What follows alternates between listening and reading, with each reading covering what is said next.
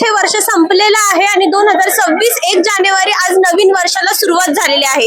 आणि नवीन वर्ष म्हटले तर सर्वांचंच लक्ष लागतं आणि सर्वांचंच अशी इच्छा असते की देवदर्शनाने सुरुवात व्हावी।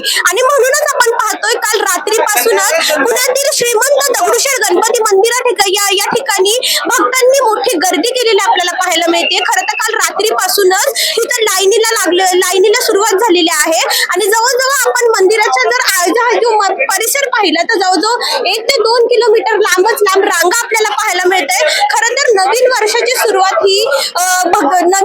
सुरुवात ही सुख शांती समृद्धी याने व्हावे आणि वर्षभर आपला चांगलं जावं यासाठी भक्त सकाळपासूनच श्रीमंत दगडूशेठ गणपती मंदिर या ठिकाणी दर्शनाला आलेले आहेत। आपण पाहू शकतो मंदिराला सुंदर अशी फुलांनी सजावट केलेली आपल्याला पाहायला मिळते।